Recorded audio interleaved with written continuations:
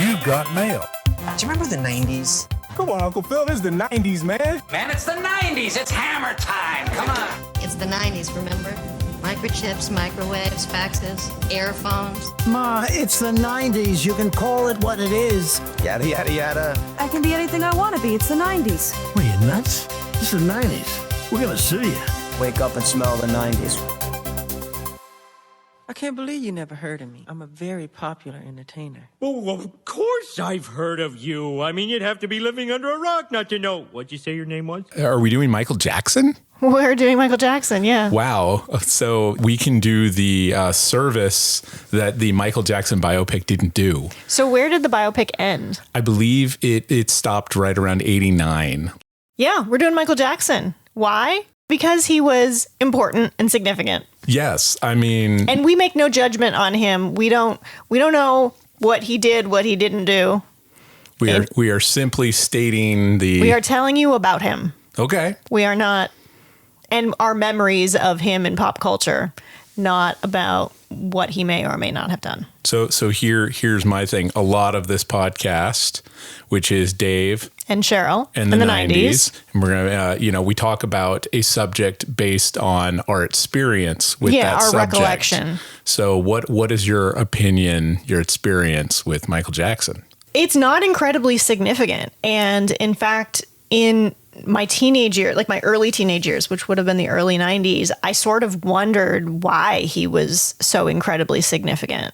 I just knew that he was. I grew up the MTV generation immediately. He had all of his videos like Thriller and Bad. Yeah, his videos were very popular. Well, they were blockbusters. Yeah, they were actually like they were expensive. They were directed by the likes of. Oh, we'll get there. Okay, yeah.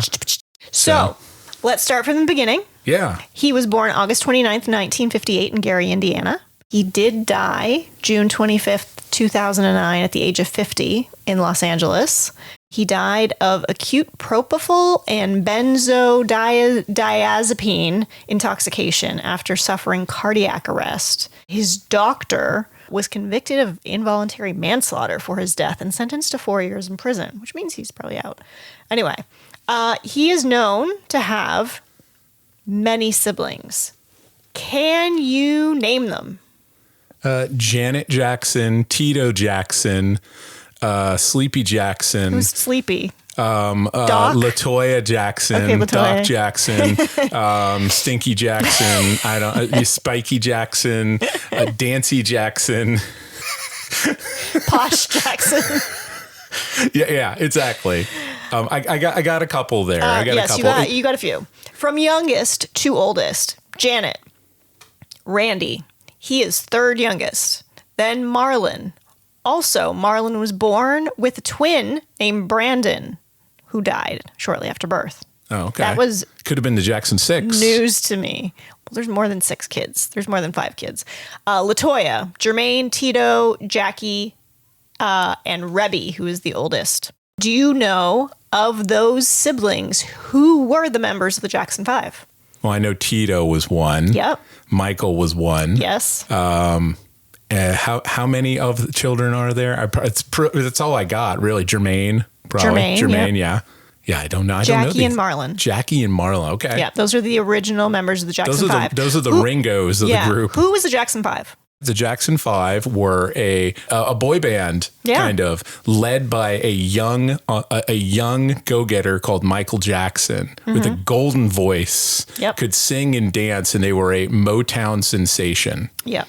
And he was 6 years old when he started. 6 years old. I think of all the things, even if we're getting into Michael Jackson, obviously, Jackson 5 is probably my favorite thing Michael Jackson ever did. Oh, really? Yeah, it's infectious. It really is. It's that era of Motown with Stevie Wonder and the Supremes.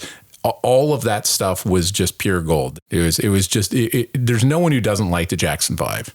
All right, let's see. In 1977, he co-starred as the Scarecrow in The Wiz. That's right. Directed by... I don't know. Sidney Lumet. Oh, that's right. Sidney Lumet. Also co-starring. Diana Ross, Nipsey Russell. Have you seen it? I have it. And Richard, who plays... You have or have not? I have, for sure. Who plays the wizard? I should know this. Bill Cosby. Troubled comedian. Yeah. You got Richard that? Pryor. Correct. Richard Pryor. Ding. I think I did know that. So his first solo album was in 1979. Do you know the name of the album? Off the Wall. Yes. We're not talking about the 70s and 80s too much, so we're going to go through his albums pretty quickly. Then in 1982. I don't know. Is it self-titled? No. Okay, what is it? It is the best-selling album in the U.S. ever. Oh, Thriller. That's right. That's right. Yeah, I didn't think Thriller was immediate. Wow, from 82. Off the Wall to Thriller. Yep. Thriller is the one where you listen to every single song on it and you're like, Beat It was on Thriller? Yep. As was the song Thriller and Billie Jean. Yeah. Just a reminder, we will not be playing clips on this episode No, because we we can't don't afford own the rights of any of this music. It would be a delight. And Neither is Michael Jackson's estate, most of it anymore. I would encourage anybody to go to YouTube. There is a very extensive catalog on YouTube, just under Michael Jackson, of all of his music videos, which are extraordinary. But yeah, we're not playing clips. Actually, to take that back, I think Michael Jackson actually was pretty good about keeping his licenses to his stuff. I think he purchased a lot of other things like the Beatles and everything. Yeah. Yeah, he made some good money off of buying other catalogs. 1987 album. Bad? Yes. Now, that was my album. Yeah. That was peak 1987. I bought it. I had it on cassette. You were 9 years old. And my gateway into Michael Jackson, I know I said I love the Jackson 5 and all of this, but when I truly understood, like a lot of things, my gateway was through Weird Al Yankovic. Of course. Because he did the parody of Bad, which was... Fat. That's right. And also, iconic music video. Weird Al Yankovic made a shot-for-shot remake. He just added the angle of kind of Mad Magazine in it and putting all of the performers who are these agile, like street thugs that are dancing like West Side Story, except they're now like 300 pounds and panting and getting tired and leaning on the subway posts and they fall over, you know? Yeah. Now, is Bad the only song that Weird Al Yankovic parodied? No, he did Beat It with Eat It. Eat It, that's right. So it's like a whole theme for Michael Jackson, which is ironic. And the thing is Weird Al Yankovic has mentioned and has always said he won't do a parody without the permission of the performer. Yeah. And Michael Jackson loved it. Yeah. So that album include I Just Can't Stop Loving You, Bad, The Way You Make Me Feel, Man in the Mirror, and Dirty Diana. Burn that cassette till it warped. Yeah. I bet it sounded amazing. So we're just going to continue. We're going to talk about other things in this time period later, but we're just going to continue with his two main albums that he made in the 90s. Do you remember the one he made in 1991? 1991 would be Black or White? That is the single from it. Okay. Is it Moonwalker? No, I think that's earlier. And that's not an album. It's a movie. No, in 1991, he made the album Dangerous. Oh, Dangerous. Yes. It sold 32 million copies and it went 8 times platinum. Another mildly successful album from him. He was only an international superstar. News: Michael Jackson's new album Dangerous arrived in record stores this week, decked out with guest spots by Guns N' Roses guitarist Slash and a series of collaborations with New Jack Swing star Teddy Riley. Tell me about the Black or White music video, because now we're going to get into these songs a little bit and discuss sort of the cultural relevance of what he did. Now we're definitely in the 90s now. Yep, 1991. Because we're now getting into the world of CG or computer graphics. Yep, 25 years ago. And the technology known as morphine, which was popularized in this music video and also simultaneously at the same time in the Ron Howard, George Lucas fantasy vehicle Willow. Oh, I didn't realize that. Yeah. Okay. It both kind of came up at the same time, but it holds up. It does hold up. Like, it doesn't look weird or gross or like... Well, I think cool. Like, it looks really good. I think like a lot of things, I mean, he hired some of the best people to do it, and he had the money to do it. Do you remember who directed this one? Was it John Singleton? John Landis. John Landis, that's right. Well, John Landis also directed Thriller, so. Yes, and the film's Coming to America and Three Amigos. That's right. We'll select the eyes and the mouth and the nose, and then we let the computer run the transformation. It can take 4 or 5 hours just to run the frames for a second of transformation. in the morphing sequence, which is towards the end of the music video, it's several people of multi races and shapes and genders and colors and stuff. And young Tyra Banks is included. Yes. But I believe she's the only celebrity that's in that segment. There is another very popular celebrity. Two. New anointed celebrity. Two. Okay. One that was newly anointed and one that was well established. Okay. You go first. Well, I'm going to say I'm going to pull Macaulay Culkin because I don't remember the other one. So Macaulay Culkin comes out and he is in radical dude mode. Yeah. But at the very beginning, he's in his bedroom and he's playing his music loud, and his father, George Wendt. That's right. Is George downstairs Wendt. and is See, they normally don't play the intro, the non-musical intro, when they play it later on throughout the daily rotation. That's only if you catch it when it premieres. Yeah. And all of these videos was so interesting about this like idea of music videos, especially in the early to mid 90s, is they were humongous productions, not only in like scale and money, but in length. Thriller is like is a full, like it's a full movie. It's a short film. This one is 11 minutes long, and it was when it first came out. So there's edited versions of it too, of course, but the 11-minute video was broadcast across 27 countries and had 500 million views. Yeah. You don't get those kinds of views internationally anymore. I mean, that's YouTube numbers nowadays. That would be good for YouTube numbers. Yeah.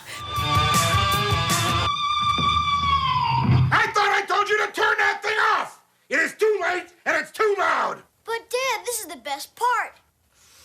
You are wasting your time with this garbage. Now go to bed!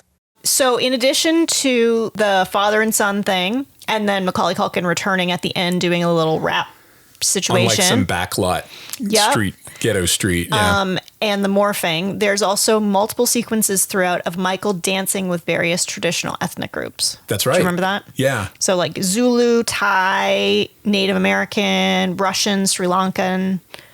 It was a big production. And you remember the extended video includes Bart and Homer Simpson at the end. What? Yeah. That I don't remember. Yeah, it's very short. And I'd play it, but it has music. I wonder. I wonder if this was simultaneous to his episode of The Simpsons where he plays not himself. No.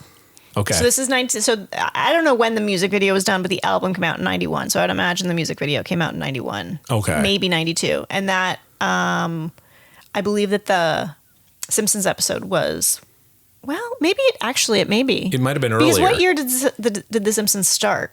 1988, 1989. So it might actually predate that. No, well, it might be very coincidental in terms of timing because that the Simpsons episode that he appears in that we will talk about later was season 3. Oh, that definitely then would correspond around now. But it was part of the production schedule of season 2. Okay. But played as the premiere. Another one of the hits on that album is Remember the Time. Oh, yes. Which was a 9-minute video directed by someone you already said. John Singleton. That's right. And it starred Eddie Murphy. Yeah. Right? And Iman. And Michael. Not Michael. Magic Johnson. Magic Johnson. That's right. Magic Johnson played one of the Pharaoh guards. Yep. And John Singleton was also the director of Boys in the Hood. He was. Who also directed Michael's sister, Janet, in Poetic Justice. That's right. So great movie. It's a whole family affair. And it was set in ancient Egypt, and it was another sort of elaborate. Now, do you know the special effect in this one? Please tell me. It was straight off of you remember Terminator 2 Yes. and the liquid metal man effect. Well, they took that, he saw that and went, I want to do that. So he turns into sand. Oh yeah, I think I remember that. He morphed into like gold, like golden sand. I mean, they're all very cool and way ahead of their time. And he did have like top talent and a lot of money behind these music videos. And the other significant single from this album is Will You Be There? Do you remember what film that appears on as the main theme? That would be Free Willy. Nice. Congratulations. I was all in on Michael Jackson. Let's say that. Oh, I thought you were going to say I was all in on Free Willy. I really cared about that. I've never seen Free Willy. No, but I saw the music video that Michael Jackson. That was a very popular music from that. Yeah. It was a very popular film too. The equivalent of it would be kind of with Celine Dion and Titanic. Yeah. It was that equivalent. It was like a ballad. Totally. It was the ballad of Free Willy. Totally. So he did not release that many albums in the 90s. He released one other in 1995. Do you remember it? Not really, no. History, Past, Present, and Future, Book 1. Okay, so yes. it's kind of I think it's a combination of like looking back at his older stuff and adding new material as well. I think I remember the cover is like this gigantic statue of him. See, I thought it was the one with him with very large eyes at the top. Oh no, you're totally right. Yeah. Okay. Yeah. I'm getting the evidence right now. You're getting the evidence. She's turned Yeah. the No, you know laptop. what I'm thinking of is the other album, Dangerous. I think. Dangerous. Do you remember any of the songs from this album? I don't. Okay, probably the one that I remember. I will once you tell me. Of course you will. The one that I remember the most is the one with Janet Jackson. Oh yeah, he did a duet with her. Yeah, a really cool one with another great music video called Scream. Yeah. This one was the one that was very like futuristic, and Janet Jackson had the really short hair and like very dark makeup, and it's the first time that they like worked together as adults. Yeah, I'm trying. There was some music video director that did that. That was fairly like I want to say like a Hype Williams or someone like that. Mark Romanek. Yes. Okay. It was really cool looking. It was, and it cost $7 million. I remember she had the coolest hair and the coolest outfit. It almost looked like she was wearing a straitjacket. Yeah. Yeah. They won a Grammy for Best Video. As they should have. Yeah, it's great. Mark Romanek won a bunch. Yep. Do you remember the song "You Are Not Alone"? Oh yes. It's a ballad. Mm-hmm. Why do you remember it? Because it's in my heart. Not because of nude Lisa Marie Presley? You know what? That does remind me that there was a thing ring a where bell for they were both entangled in each other, Yoko Ono and John Lennon style, like rotating around. But kind of, yeah. I remember the song. I think Yeah, it's a beautiful song, but it also does include his at the time wife, Lisa Marie Presley, who is daughter of Elvis Presley. Isn't that crazy? The king of pop is marrying the daughter of the king of rock and roll. Right? So the princess of rock and roll, theoretically, right? Some say that he just did it only to basically make that headline. Yeah. Well, so they were married from 1994 to 1996.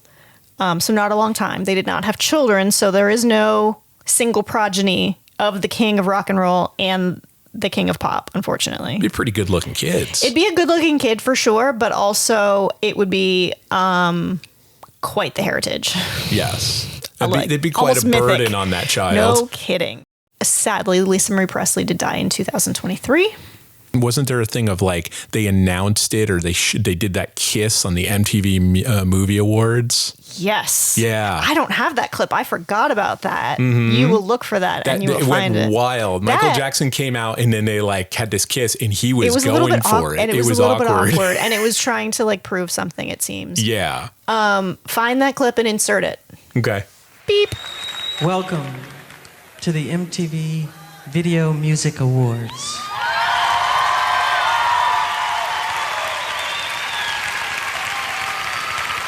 And just think, nobody thought this would last.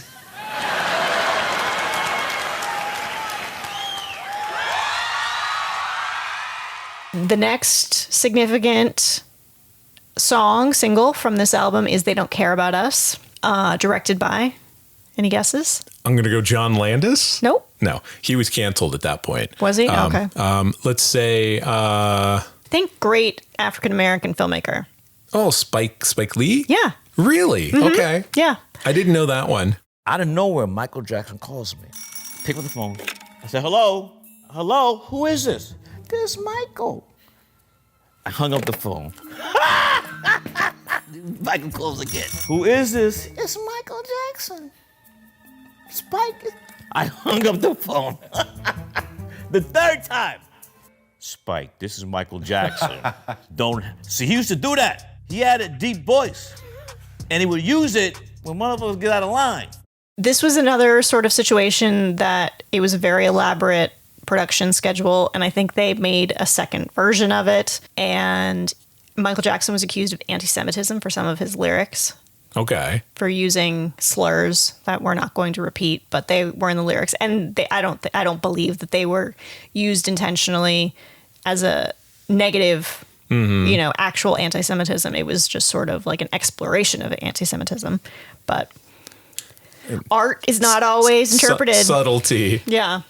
Context, kids. Exactly. So in 2001, his final album, Invincible, was released, but we don't need to talk about that. That was his final album. Mm-hmm. Yeah, he died in 2009. So let's talk about the other things that he accomplished. So those were the albums. So obviously he's a musician. He's very well known for his music. But he did other things, like what all 1980s pop stars do. He did a Pepsi commercial. Okay, yes. Do you remember what happened to him? When they were filming the commercial, he was on a stage performing for the commercial. A pyrotechnic went off and it lit his hair on fire. Yep. And there is footage of this. Yeah. We will not be putting it in the social media because it is pretty awful. Yeah. But the poor guy got really burned very badly. Yeah. And it led, a lot of people believe it led to his addiction. His drug addiction. His drug addiction of painkillers. Mm-hmm. And further led down the path of him having that kind of body dysmorphia thing, or this, not dysmorphia, but he had what was the whitening, the skin vitiligo. whitening? Yeah, vitiligo. So he was already self-conscious about that. And then this was something that fed into that. Really made him self-conscious. Self-consciousness, yeah. Jackson was making a commercial for a soft drinks company when the accident happened. Eyewitnesses said a special effect, which used small smoke bombs to create a hazy cloud effect, went wrong and sparks landed on the singer's head. And it seemed like a little bit of it brushed the back of his neck, and then from there he didn't realize it was going up the back of his neck, and then he started spinning, and then it started spreading, and then he was tackled by his brothers and friends and relatives on the set. Okay, since you brought it up, let's talk a little bit about vitiligo. It's an autoimmune disease where pigment is removed or disappears from your skin in sort of blotchy areas. I guess there's two different kinds. One where it only happens on one side of your body and your other side stays sort of normal. And the other kind is where it happens on both sides. It does appear that he had vitiligo. I think it was confirmed in his autopsy. So his skin like if you look at pictures of Michael Jackson, obviously he starts sort of very brown as a child. Yeah. And then by the late 80s, he was a lot lighter. So he had been suffering from it for a while. But I don't think we talked about vitiligo. Or like I didn't know anything about it until like years and years later when it was about him. Like I learned about vitiligo through Michael Jackson. And so people accused him of wanting to be white and hating his identity and bleaching his skin. He did confess to using makeup to even out his skin. This is the situation. I have a skin disorder that destroys the pigmentation of the skin. It's something that I cannot help, okay? But when people make up stories that I don't want to be who I am, it hurts me. I just want to get this straight. Yeah. You are not taking anything to change the color of your skin. Oh, God, no. You did not purposely. We're trying to control it, and using makeup evens it out because it makes blotches on the skin, and I have to even out my skin. But you know what's funny? Why is that so important? You know, that's not important to me. I'm a great fan of art. I love Michelangelo. If I had a chance to talk to him or read about him, I would want to know about what inspired him to become who he is, the anatomy of his craftsmanship, not about who he went out with last night or why he decided to sit out in the sun so long. What's wrong with, I mean, that's what's important.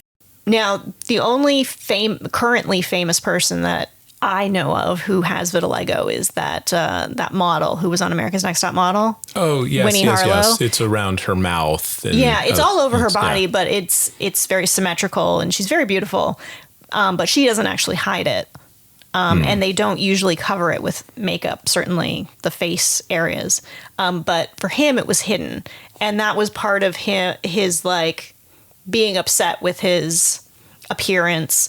And then that led to several plastic surgeries. Now, he only ever admitted to 2 nose surgeries and a surgery to add a cleft in his chin.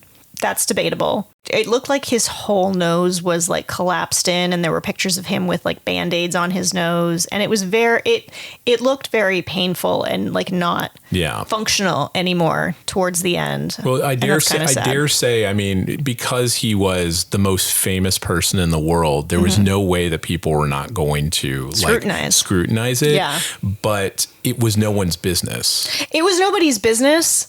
But yeah, when you're in the public eye, there's always going to be questions. And yes, now we can talk about the chamber, the oxygen chamber. Yeah. I mean, I don't even, who even knows? It's a rumor. It's a rumor. I was about to say, who knows it's real? It's like an Inquirer story where they have like a picture of him inside this like. He was so in the tabloids. Oh yeah. The 90s were a nasty time for He was an alien magazine for a while. You know? Yeah.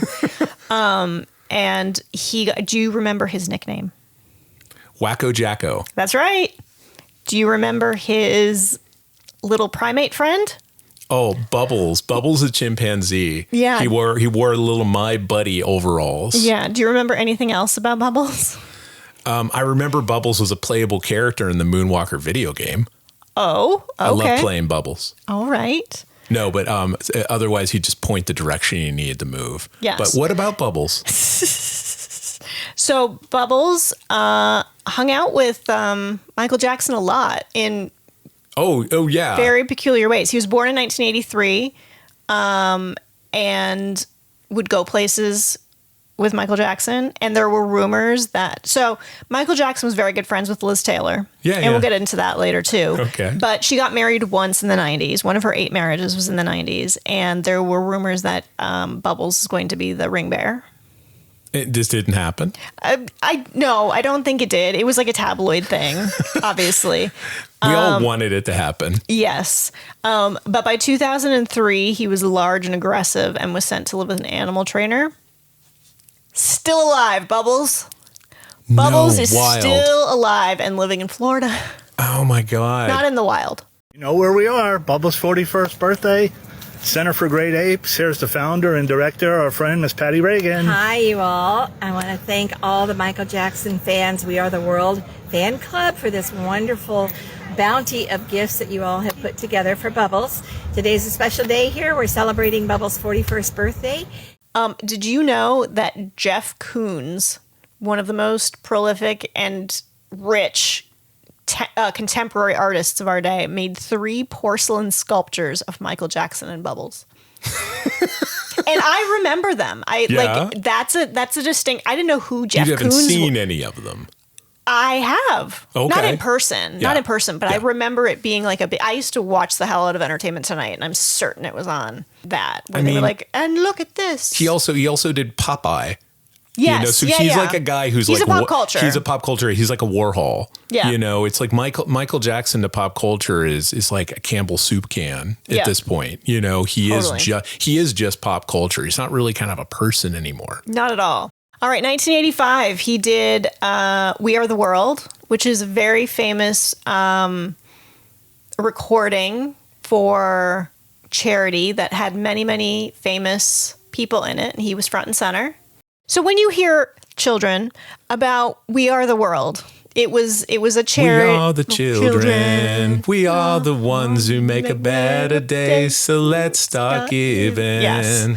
We're not going to list who was in it. There's like an iconic picture and there's like a music video of them swaying. 1986, so I know we're not in the 90s here, but these are pretty significant and they are like deep cuts pop culture and things that people our age 100% know about. And our children are like, what do you mean by that?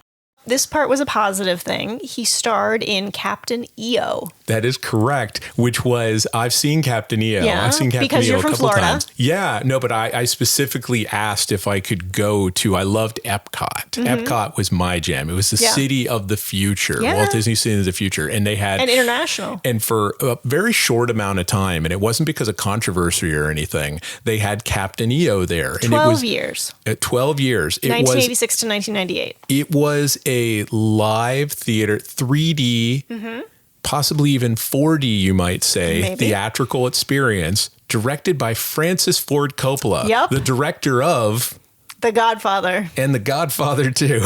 And The Apocalypse Godfather Now. 3. The Conversation. Jack. The cosmos, a universe of good and evil, where a small group struggles to bring freedom to the countless worlds of despair. A ragtag band, led by the infamous Captain EO. Listen, the command considers us a bunch of losers. But we're gonna do it right this time because we're the best. We don't, we'll be drummed out of the Corps. Yeah. Okay. Yep. But this thing was, you can see Tell it. me about Captain EO. You can see it on.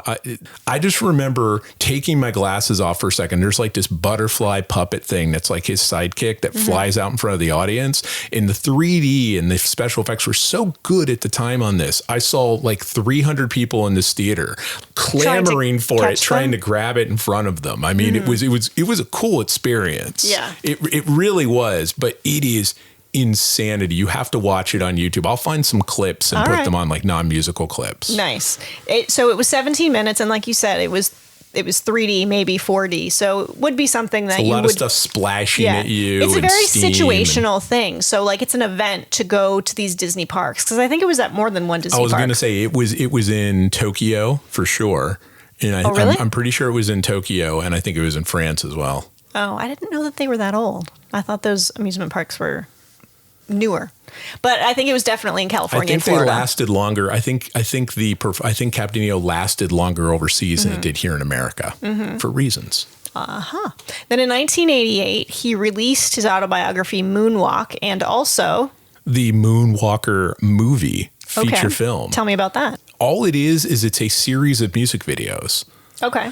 that are strung together in a loose plot about a gang. Let me get this. There's like a futuristic punk gang led by Joe Pesci that are stealing children. Yes. And only Michael Jackson and Bubbles can save them. And at the end, he turns into a giant robot, a giant android, him and Bubbles. Okay. It's really good. Yeah. So it just has these bookends with Joe Pesci and the children kidnapping thing, but it has all of these amazing segments that are essentially music videos, and they were cut out and used as music videos on MTV. One of them's claymation animated That's by cool. Will Vinton, the guy who did the Will Vinton Studios, the guy who did the PJs for our 90s fans. Nice. That we talked about on our Fox episode. He also did the California Raisins. And there's one for Just Leave Me Alone, which is some of the most amazing animation I've seen. It's almost like Monty Python cut out animation. Yeah. So he got a lot of really interesting artists, gave him a ton of money and said, just interpret my video. Now we're going to go back to the beginning of our episode with the clip from The Simpsons. Okay. Stark Raving Dad was season 3, episode 1. Like we said, Michael Jackson appeared as Leon Kompowski, who thinks he's Michael Jackson, played by Michael Jackson, but credited as John J. Smith. He is not credited in this because of reasons. Yeah. But he does appear in it. Who are you? Hi, I'm Michael Jackson from the Jacksons. I'm Homer Simpson from The Simpsons.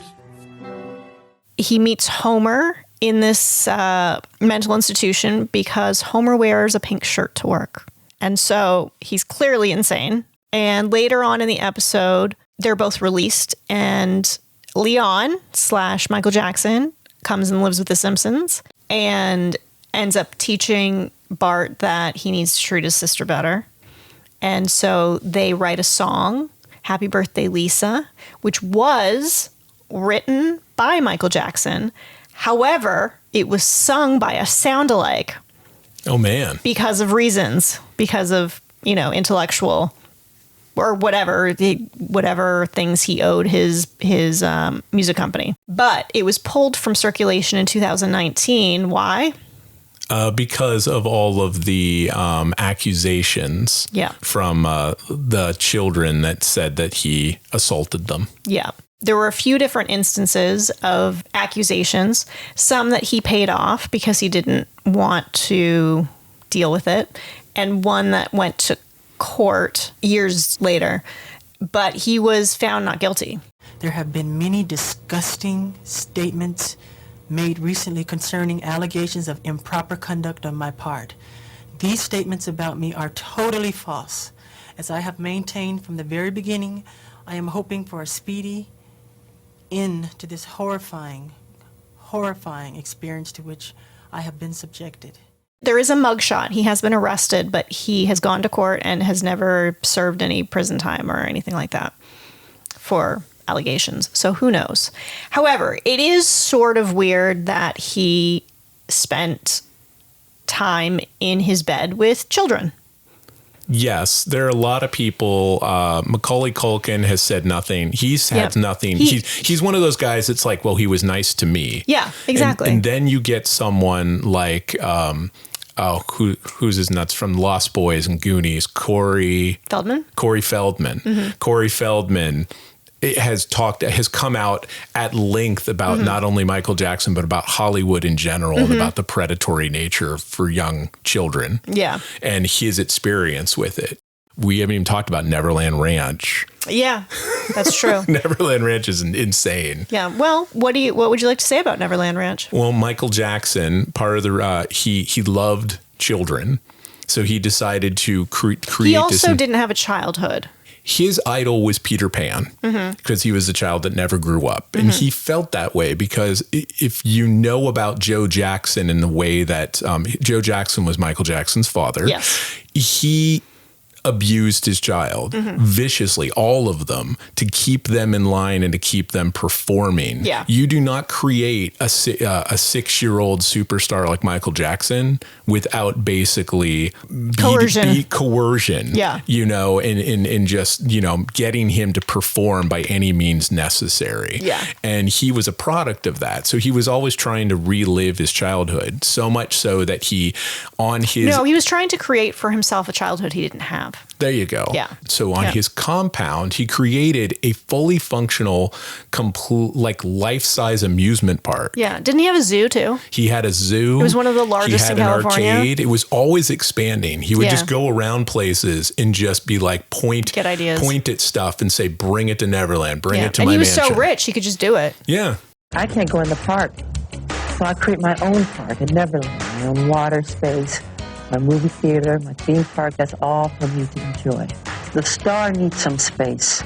Give him a chance to relax. He has a heart. He's human.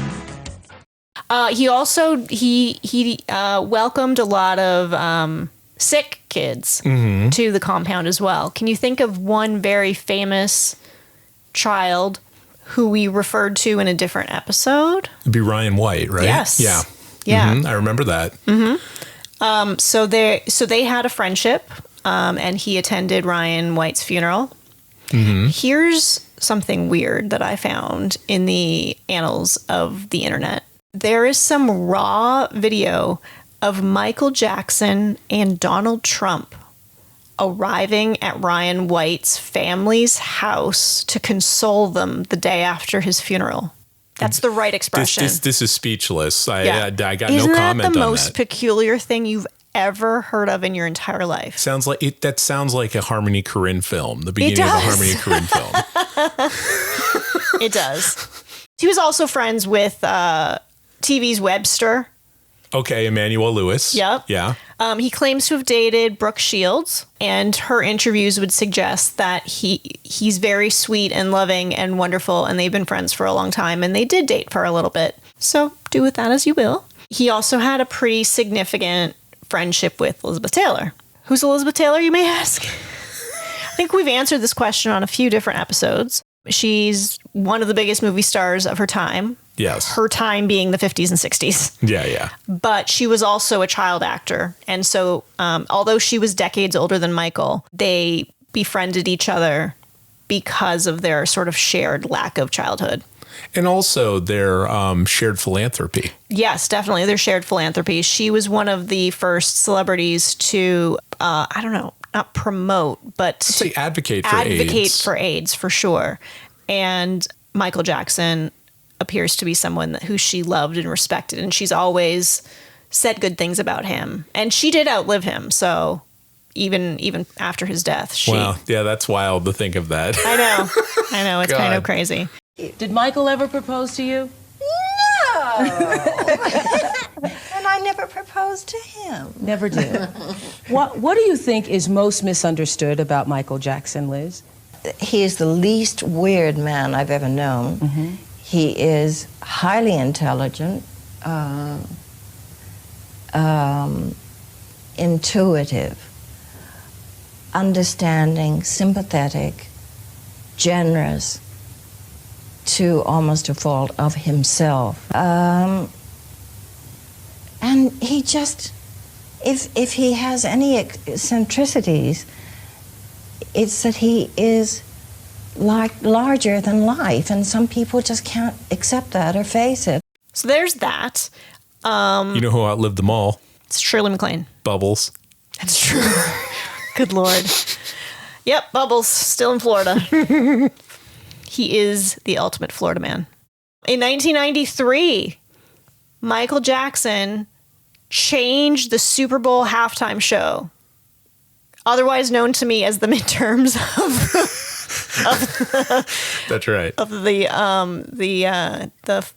ball game. Yeah, he did for the halftime show what China You almost did. said midterms. Yeah, I did. What China did for the Olympic ceremonies. Yeah. It's like no one can top it. Yeah. It's never Prior been. to that, they were actually losing viewers in the middle of the game, and I guess In Living Color started playing, which is a sketch show. They would time a live broadcast for the middle of the Super Bowl. And the Super Bowl people were like, we can't have that. That's ridiculous. You can't change the channel. So they started bringing in superstars, starting with Michael Jackson, and it worked. And now it is what it is, which is crazy. Now, there were a few really significant interviews that he sat down for in the 90s. Mm-hmm. In 1993, Oprah Winfrey interviewed him, and it was watched by 90 million people. What are you waiting for? I was waiting for the Julian Bashir one. Oh yeah, that's a significant one. A really big one. He was a British journalist. I think he's still alive. He also did an interview. Did I say his name right? Yeah. Yeah. And I believe he did a really significant interview about or with Diana as well. He did. Yeah. He was the guy at the Yeah. time, kind of like a Barbara Walters figure. Michael Jackson also did a significant interview with Barbara Walters in 1997. Yeah. See our Barbara Walters episode, which we don't talk about that. Yeah. But she interviews the Ninja Turtles. She interviewed a lot of people. So, I mean, we did a recap on season 1 with The Simpsons. Maybe we do a recap on season 2 with Barbara Walters. Yeah. Actually, probably not. It'll probably be SNL. SNL mocked him a lot.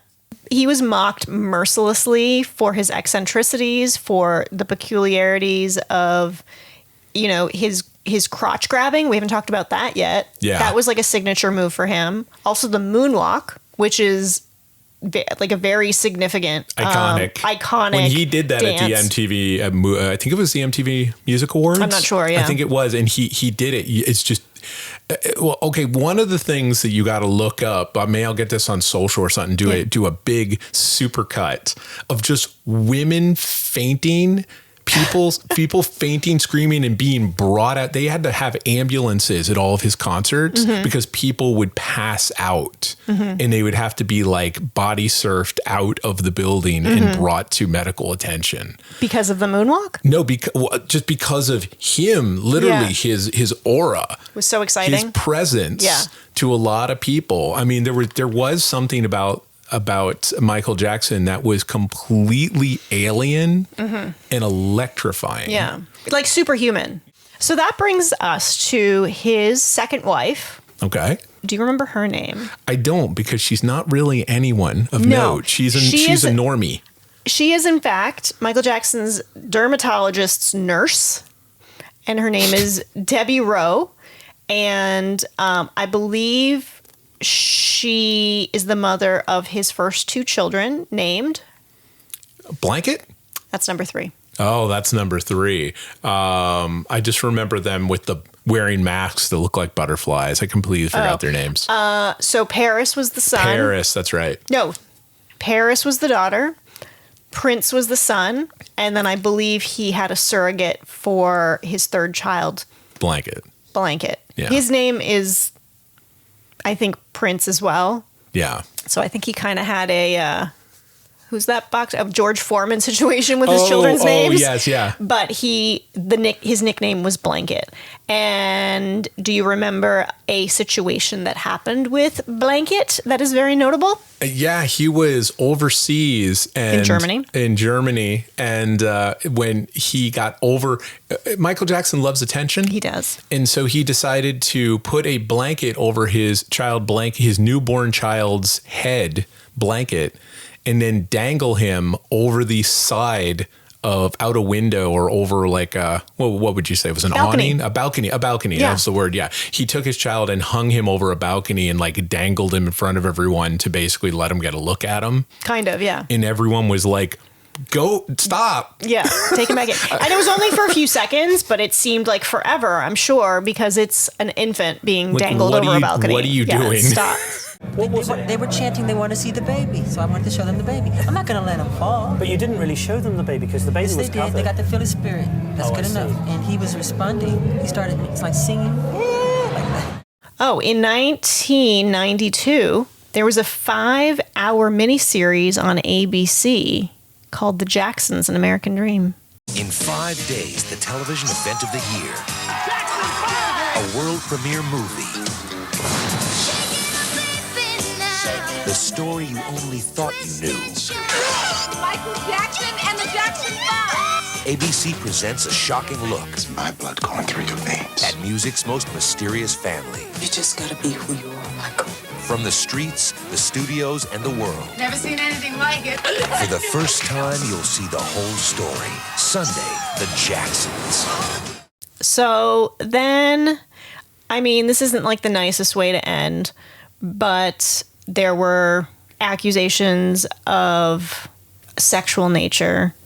2005, there was a trial accusing him of child molestation, conspiracy, and administering intoxicating agents to a minor, but the judge found him not guilty. And there were other instances where he paid off basically the parents of children who he had a relationship with. The end of the 90s, it started to become more clear, the Michael Jackson that I think we all kind of remember now. Yeah. But coming into the 90s, he was just as on fire as he was the top of the world. And Top of the World. I mean, so yeah. He was a huge part of pop culture in the 90s. And I think we forget about it a little bit because he died in 2009 and his legacy has been tainted quite a bit. But he was the ultimate superstar, international superstar.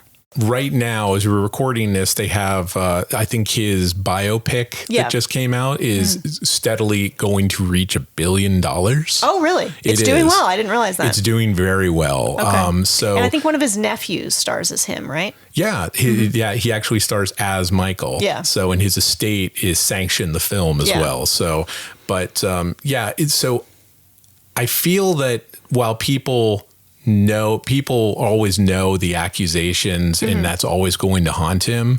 It feels like that this generation has kind of looked past that or are willing to, like you say, love the art, not the artist. Yeah. I mean, he had a short, sort of sad life, but it was pretty monumental. Yeah. So this has been Dave and Cheryl and the 90s. All right, well, let's go to our celebrities and find out if you've got a match. Let's start with LaToya's brother, Michael Jackson. I just said takes a long nap in a bed with everyone they know. Michael, that's crazy. Thank you. Got a favorite 90s moment or topic you want us to dive into? We'd love to hear about it. If you think we got everything wrong, we'd love to hear about that too. Drop us an email at andthe90spod@gmail.com, link in the episode description, and you can be damn sure that we'll read your comments on the show. Also, if you're digging the show, please rate, comment, subscribe, and tell everyone you know to check us out. It really does make a difference. Till next time, remember, we're nostalgia for the olds and education for the youths. We'll read your comments on the show. Also, if you're digging the show, please rate, comment, subscribe, and tell everyone you know to check us out. It really does make a difference. Till next time, remember, we're nostalgia for the olds and education for the youths.